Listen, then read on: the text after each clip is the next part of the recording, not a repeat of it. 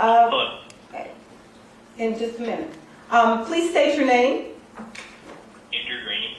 Mr. Graney, you are here on the first appearance. You have a right to remain silent. We do have a member of the Public Defender's Office that will be appointed if you choose a public defender to represent you on this matter. He would like to speak to you for briefly before I conduct the first appearance.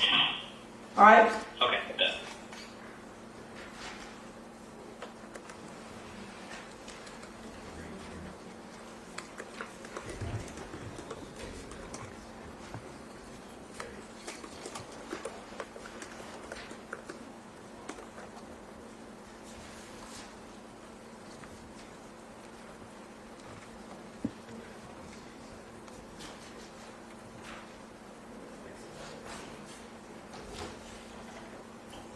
All right, Mr. Graney, can you hear me okay? Yes, I can. You are here on the first appearance. You've been charged with 1 count of assault with a deadly weapon, intending to kill, inflicting serious injury, and then 1, 2, 3, 4, 5, 6, 7, 8, 9, 10, 11 counts of discharging a weapon into an occupied dwelling and or moving vehicle. If convicted of any of these charges, you face the possibility of going to jail, so you're entitled to be represented by an attorney. Are you going to hire your own attorney, or would you like me to appoint one for you? Could you appoint one for me? Yes, sir. I'm going to appoint the Public Defender's Office to represent you on this matter. The next date is going to be November 27th at 9 a.m. And the next thing I do is I'll let the state and and Mr. Elmore be heard on bond, if possible, and any other release conditions. All right. And I'm not used to seeing you since you went to Superior Court. Yes, ma'am. It's Stacey Newton. Ms. Newton, thank you. Your Honor is well aware, more than aware, that you have the discretion under 15A 533B12 to set a bond or not on these matters, because the charges do include assault with a deadly weapon with intent to kill, inflicting serious injury. The state is asking in this case for the kind of following reasons that you keep Mr. Graney in custody while this investigation continues. I know this matter is one that has been covered by the local media, and so Your Honor may be aware of some of these facts, but ultimately what we're talking about here is 7 instances of gunfire in which 7 cars, 3 occupied residents were shot into. 1 victim suffered a gunshot wound to her leg as she drove her car down I-40 eastbound near Chapel Hill Road and Carytown Boulevard. Due to the incredible, extraordinary efforts of the Raleigh Police Department and the City County Bureau of Identification, Mr. Graney was identified and arrested yesterday by the Raleigh Police Department.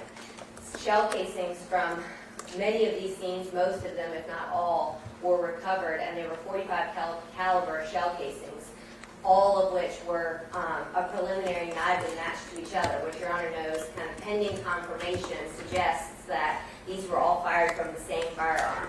When Mr. Graney was arrested yesterday, he was in his residence in a neighborhood in West Raleigh, and his vehicle was there on scene, which is a vehicle that matches the description of the vehicle that was used in at least some of these instances.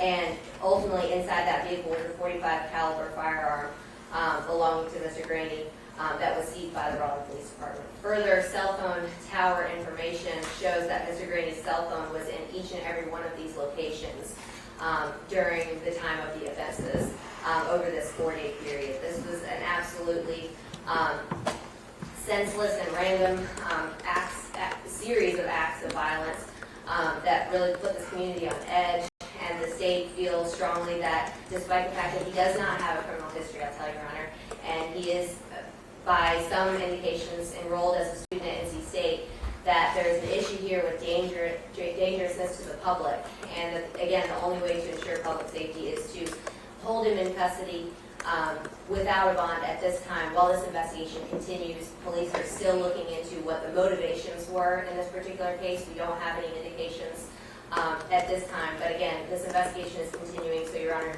due to the nature and circumstances as we know them so far and the strength of the evidence, I would ask that Your Honor consider keeping the no bond in place at this time, at this early stage. Thank you, Ms. Newton. Mr. Elmore, anything you want to say on behalf of Mr. Graney? Just to reiterate, he is 23 years old. He's a senior in NC State with no record. 15A533B does allow you to set a bond in your discretion or to set a bond, and obviously. All right, thank you. This is one of those cases that put fear in the heart of the entire community. I had colleagues texted me, telling me, don't go on I-40 today, and I'm sure many other people in the community received that as well. I have the discretion to set a bond despite the fact that he doesn't have a criminal record, and this went on for 4 days. I do think it's appropriate to exercise my discretion and not set any bond in this matter at this time. Mr. Graney, it doesn't mean that at a future date a judge won't find it appropriate to set a bond, but there needs to be a little bit more information that would show that you wouldn't be a future danger to the public should you be allowed out on bond. So right now it's going to be no bond. Thank you both. Thank you.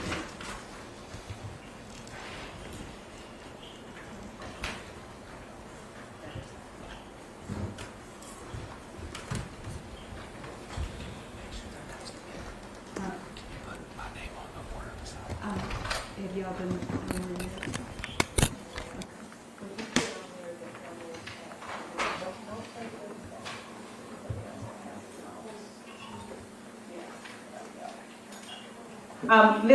Hang on, Mr. Elmore. Mr. Graney, that's it for the first appearance. Your attorney will be getting up with you as soon as he can. He's going to come see you this afternoon. Thank you. Thank you.